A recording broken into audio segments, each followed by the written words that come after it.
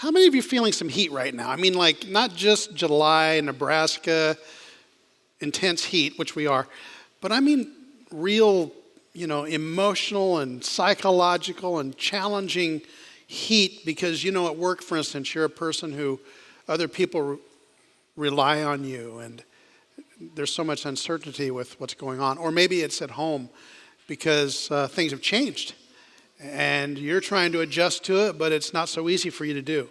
And what if you felt not just the heat of your generation and your circumstances, but that of a generation beyond you or many generations? What if you had the heat of hearing from God and you know that He is relying on you to do something for the entire human race?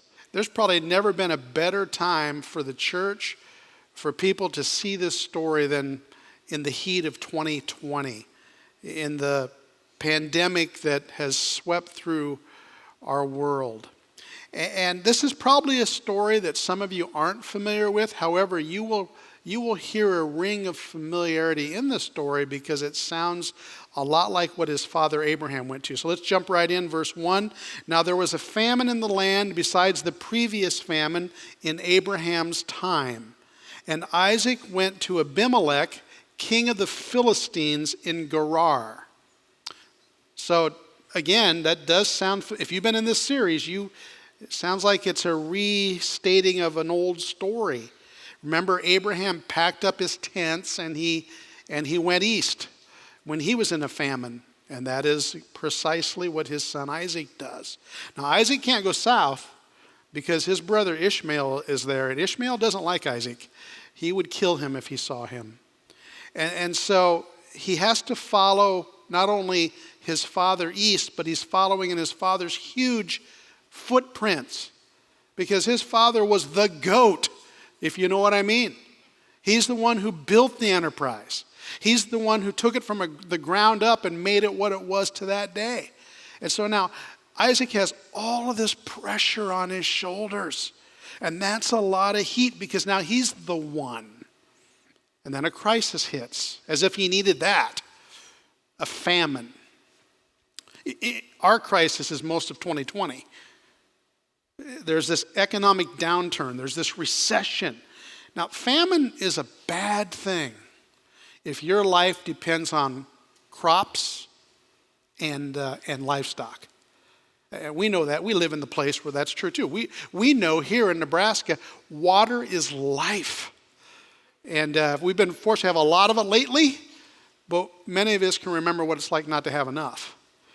And so the camp gets restless with worry, and there's this pandemic of fear that sweeps through the place. So what is this fresh prince of the promise forced to do? He's forced to go to some places that he normally wouldn't go.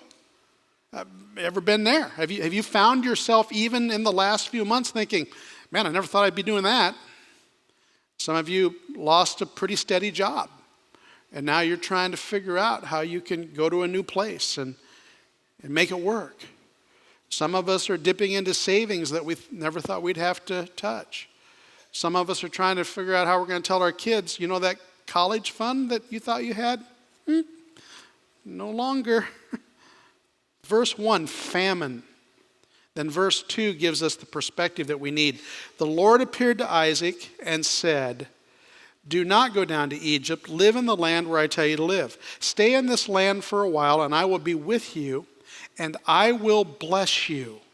For you and your descendants I will give all these lands and confirm the oath I swore to your father Abraham. I will make your descendants as numerous as the stars in the sky, and I will give them all of these lands, and through your offspring all the nations on earth will be blessed because Abraham obeyed me and did everything I required of him. He kept my commands, my decrees, and my instructions. So Isaac stayed in Gerar. Now that sounds familiar, doesn't it? That blessing, we've heard it many times. So to me, the presenting question in this passage is this. How do I survive? How do I even thrive in threatening times? How do I make it work?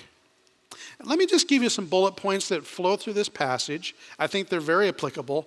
Maybe you will too. Number one, my difficulties may not have anything to do with my faith or lack of it. Let me unpack that for you a minute.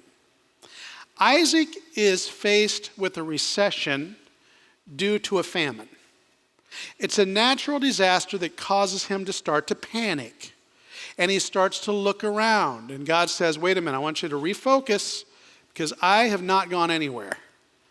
This is a natural disaster. But nothing's going to change with you and me. That's what he tells him, basically. And Christians, I'm going to be honest, sometimes we don't get this. I mean, we run into a problem and we start to panic.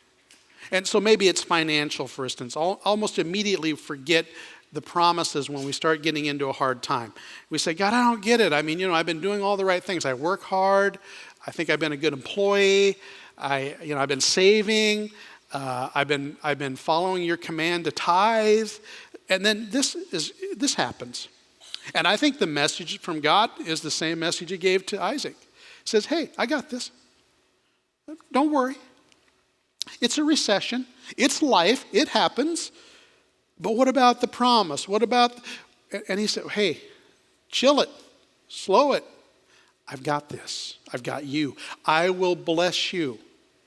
And I think what happens is, okay, so we have the current crisis du jour, or whatever that is, and maybe God's doing something in a personal way with you, but most of the time, I'm going to say most of the time, it's not personal with you. Most of the time, the message from God is, it's a natural disaster. It happens. I mean, you talk to your friends, you talk to your neighbors. They've got stuff. Their life probably isn't much easier than yours. And it seems mainly to be in Western culture where we equate our finances with God's blessing. America is powerful. America must be blessed by God. Controversially, America is going through rough times. God must be cursing America. Did you know that the vast majority of human beings who call themselves Christians on earth live in poverty? Did you know that? And you can say, well, that means God's cursing them? That's ridiculous.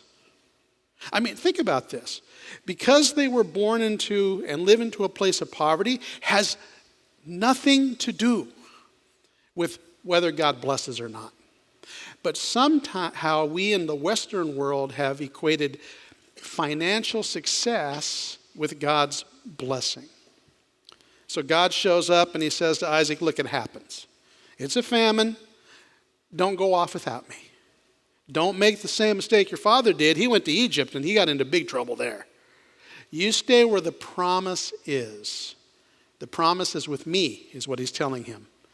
And I can imagine Isaac, yeah, but God, there's no water here, and the crops are dying, and the cows are getting skinny, and I might have to furlough staff, and newsflash, I'm probably going to have to.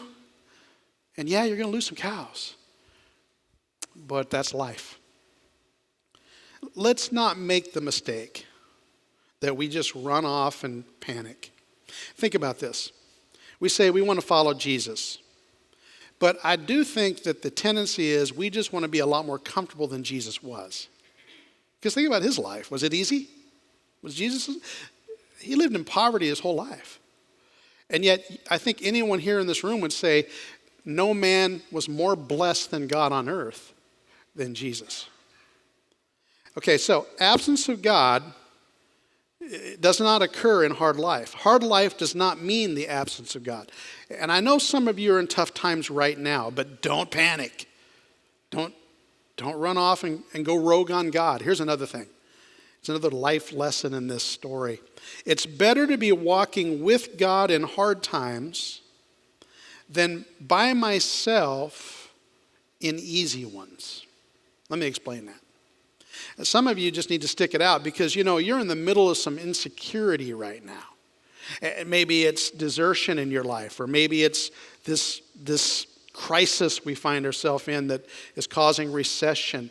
And maybe you're in the middle of bills piling up and a company that's filing for bankruptcy. And maybe it's something else. It's like, kids going nuts on you because Well, let's just face it, you've been together a lot lately. Or maybe it's a marriage that's struggling. So again, the message from God is, hang on. Don't go rogue. And I know it seems illogical right now because in hard times, we want to fix things. And so if you find yourself asking, God, if you care, why did my husband leave with the kids? There is an answer for you. Because the dork was selfish and he acted out in selfishness, that's why. But you stay in the promise. And by the way, we're all sinners. You probably had some sin in that too, so you have to look at that. Why did my company let me go? Well, because we're in a recession. And for whatever reason, they weren't able to make it. That's why. But don't panic. See, those things have nothing to do with God being with you, and they have everything to do with free will. People making choices that affect others. I mean, watch how this story goes, verse 7. So they go off and they go over to the Philistines. Abimelech, remember him? We've seen him before. This story's going to sound eerily familiar. When the men of that place asked him about his wife, he said, "She's my sister." Because he was afraid to say, "She's my wife." He thought, the men of this place might kill me on account of Rebekah because she's hot. She's beautiful. The guy's married beautiful women. Give him that. But are you kidding me? I mean, Isaac's done pretty good to this point. And then he uses his dad's old trick of, she's my sister, she's not my wife. You think about this. I mean, it's just kind of a nutty deal. And apparently, these guys went to places where men would kill other men for a relationship with their wives. So, he probably had to do something. He thought. But ladies, help me. You got a man, for the most part, pretty solid. Once in a while, does an occasional stupid. Does that happen to you? We're in social distancing. You don't have to touch anybody. You don't have to do any elbowing right here. I mean, you walk out, ladies, what's that? What's that in the driveway? It's a boat. Well, who's that belong to? First National Bank. I mean, the guy did stupid. He's biblical. I'm just trying to point out, we all have the capacity. But so far, I mean, Isaac's hung in pretty well. He does an occasional stupid here. So he's there, and the guys are like, "Hey, who's that foxy lady over by the camels?" She's my sister. He thought they were going to kill him. Now, let's read on. When Isaac had been there a long time, Abimelech, king of the Philistines, looked down from a window. He saw Isaac caressing his wife Rebekah. The King James Version says, sporting her. So I think you get the picture. So Abimelech summons Isaac and says, "She's really your wife, isn't she? Why did you say she's my sister?" Isaac said, "Well, because I thought I might lose my life on account of her." Now, Abimelech's been here before, do you remember? His father, Isaac's father, Abraham, went to him, same scenario, told the same lie. Abimelech actually brought Sarah into his fold, and then they got all kinds of bad diseases. And their crops were dying, and it was a horrible deal until he figured out that he was being cursed by God. So he didn't make the same mistake twice. Give him credit for that. Then Abimelech said, "What is this you've done to us? One of the men might well have slept with your wife, and you would have brought guilt on us." So Abimelech gave orders to all the people, "Anyone who harms this man or his wife shall surely be put to death." Now here's another little life lesson we can pull out of this story. It is not our morality that gets us into heaven. It's not our failures that make us find the fire. I mean, I want you to notice who the immoral person in the story is right now. Who is it? It's Isaac. And who's the one who's acting morally? Who is it? It's the non-believer, the king Abimelech. Have you ever had a person say, "Yeah, well, I'm not going to that church because so-and-so goes there, and they're a hypocrite," or If that's what a Christian is, I want nothing to do with that. I mean, to me, that's like saying, yeah, I'm not taking my car to that shop because all that they have there is a bunch of broken down cars. Yeah, that's why they're at the shop. Isaac, in this instance, is the guy who's acting immorally. Abimelech's the guy acting upright. Welcome to the jungle. I mean, have you learned that there are a lot of people who follow Jesus who are good people, and there's a few that are scoundrels? And have you learned there's a lot of people who don't follow God or Jesus but are upright people? They're moral, they're generous, they care about their neighbors, they're good parents, they're great they're great with your kids, they seem to love you. All have sinned. All have fallen short. And we all need the remedy of sin that's found only through Jesus. And it's not our actions or our works that earns that. I like this story because God said, I want you to print this thing. Because there's a lot of brokenness here, but what it does is point them to me. We're going to see how that happens. Verse 12, Isaac planted crops in that land, and the same year reaped 100-fold because the Lord blessed him. The man became rich, and his wealth continued to grow until he became very wealthy. He had many flocks and herds and servants that the Philistines had seen, and so they envied him. Now here's a question for you farmers, you ranchers, you gardeners. Ever had 100-fold return on a crop? I didn't think so. Why is that? Because that's a miracle of God, that's why. I mean, you might have had a great return, but not 100-fold. And again, those of you who have bought into this prosperity gospel thing, we'll use to say, well, if you have faith and God's going to give you, 100-fold, I mean, it's all about your faith. It's all about how you respond to God. And if you don't have that happening, by the way, your faith is probably fake. See, and then there's this other side of it. There's this poverty gospel approach that says, well, if you have anything nice, you should feel guilty about it. And you should probably go sell it and then give the proceeds to others who don't have it because of your guilt. And I would say that neither one of those ways of thinking are right or correct in their own pure sense. So here's the two questions you should ask about the resources or lack thereof that you have in your hands. Number one, how did I make the money? And number two, how did I spend it? Because that's the heart of the matter. Here's another life lesson we get from this story. Threats come in both poverty and in abundance. Kind of goes along with that. Because when you have a little, you worry. And then when you have abundance, people just tend to envy you and then they'll come after you. I mean, you don't get rid of your problems by changing your financial status. You face problems by being content with God, whatever your status. By doing things that honor God, by being faithful to God in good times and bad. Whether you're well-fed or whether you're in want, as Jesus puts it. What happens to Isaac when he's living in the miracle of 100-fold? He gets hammered. That's what happens. Look at verse 24. That night the Lord appeared to him and said, I am the God of your father Abraham. Do not be afraid, for I am with you. I will bless you and I will increase the number of your descendants for the sake of my servant Abraham. And so this is an agrarian culture, and they, where they lived, like I said, water is life. And so water rights and disputes rose up for him, just like they would in Nebraska if things got really bad here. We see it all the time in the Midwest. When things are a lot of water, everybody wants to give it away. Send it down the stream, right? But when there's not water, people are fighting for it. And that doesn't matter if you're in the Middle East or the Midwest. Nothing changes.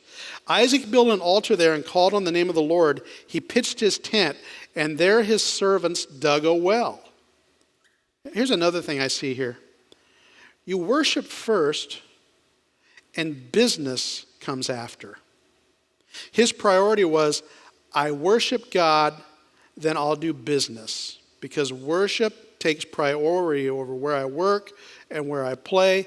But we make the mistake of worrying a little bit about God and a lot about self-preservation. when in fact worship is self-preservation. Here's what happened. So they had this hundredfold crop, and the king Abimelech got paranoid about the growth of Isaac's enterprise. So he pushed him out of the land. And his servants, the Philistines, started stopping up all of his wells, so he couldn't feed he couldn't give his livestock the nutrients they need, and he couldn't grow his crops. So he had to move. He moved several times, 7 times. Everywhere he went, those who were there tried to push him out. So it was a very challenging time for him, but he didn't lose his composure. He stayed with God, and he worshiped God, and it made a huge impact. Let's see how. Verse 26.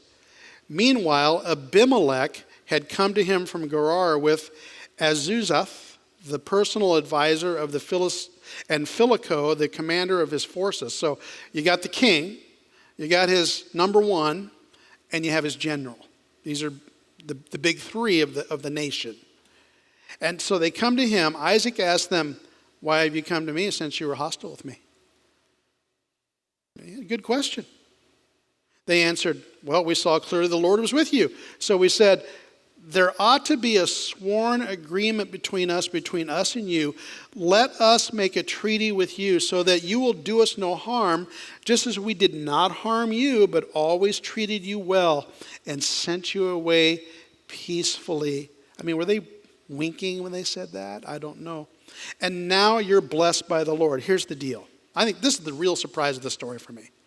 I mean, I think that sometimes we read these stories thinking this is just about Isaac. It's about God's anointed one who he's called for this special purpose. And certainly it is. But I wonder if this story is really here to show us something about the king and his number one and the general. Because Isaac said, "Why'd you guys ride out here?" And here's what they said. "We saw your God in your actions. We saw your God in your response. We saw your God in your worship." Amazing to me. Here's another point that I think comes out of this story. Your personal threat may not be about you. It might be to draw others to God. I mean, are your wells filling up at every turn? Are you running into one obstacle after another? Do you have contention and quarrels? It might not be about you.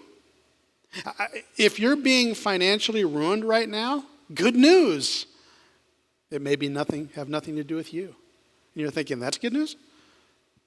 Well, probably doesn't make you feel better, but there might be something that God's doing in it. People around this guy who lost people, he lost livestock, he went through famine, his wells got stopped up over again, he lost huge revenue, he worshiped. They saw God, they wanted to parley, they wanted peace. Verse 30, Isaac then made a feast for them, and they ate and drank. Early the next morning, the men swore an oath to each other. Then Isaac set them on their way, and they went away peacefully. Don't miss that. That day, Isaac's servants came and told him about a well they had dug. They said, "We have found water." He called it Sheba, which means 7. This was the 7th place they'd stopped. And to this day, the name of that town has been Beersheba, the place of 7. Here's the challenging question that I want to throw at you. And I do so with some hesitation because I know that some of you are in hard times. How much of my life is about my riches and not about my reaching? I mean, here's the chapter summary. And because he lived this righteous life and he learned from all of his failures and mistakes, his family lived in harmony forever after. Is that how it went? Is that how this chapter summarizes? There's one more life lesson I want to show you. You honoring God, parents, hear this out, doesn't guarantee your children will. Verse 34, when Esau was 40 years old, he married Judith. Esau is his son. He married Judith, daughter of Beeri, the Hittite, and also Basemath, daughter of Elon, the Hittite. And they were a source of grief to Isaac and Rebekah. I mean, are you kidding me?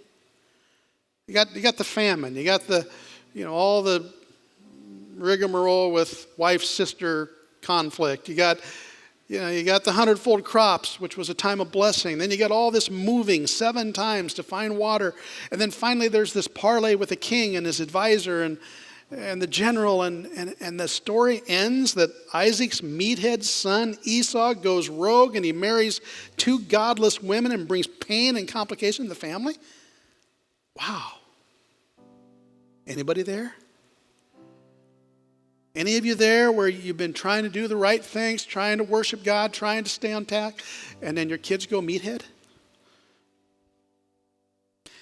Maybe God let this be written to remind us that we live in this kind of world.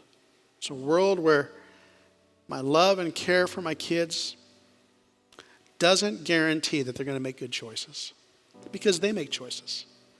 They have free will. But I love them. You pray for your kids. God help you. You don't enable them, but you also don't give up on them.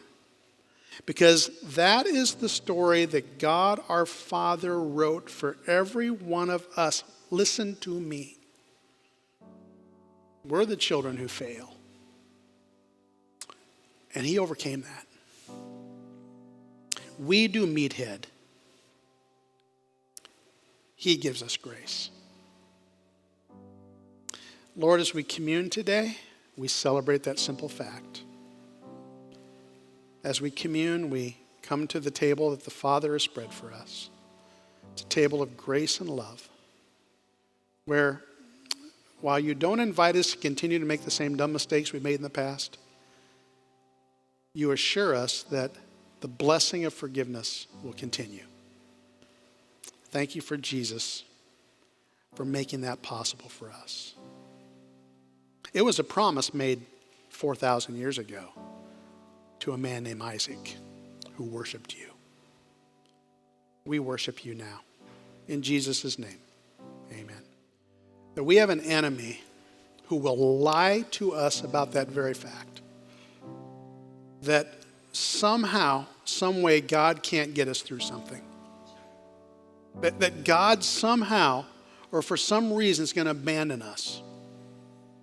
Look, there's a few things I want to remind you of leaving this particular message. Here's the first thing. We need to choose to leave our family a savior, not a sin.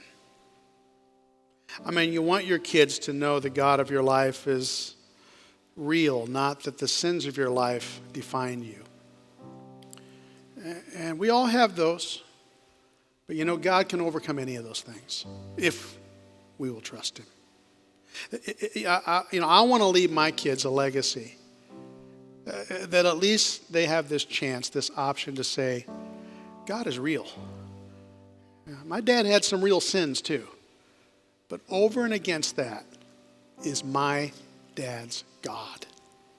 That's what Abimelech and the general and his number 1, that's what they saw.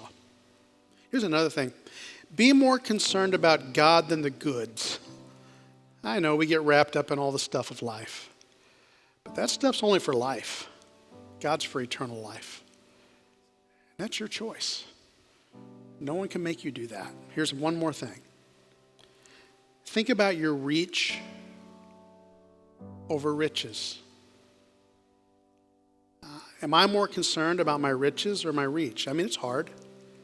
How can I live my life in such a way where people will look at me and say, God bless that guy, because that guy worshiped God? Because that is the impact you can have. You will change someone's eternity if you live your life that way. We might be in a crisis, but what if God used the crisis to reach someone? And it all starts in your home, and then it goes out into your neighborhood where you work, ultimately into the world, because God can do that. He is the God of Abraham, Isaac, Jacob, and I hope you too.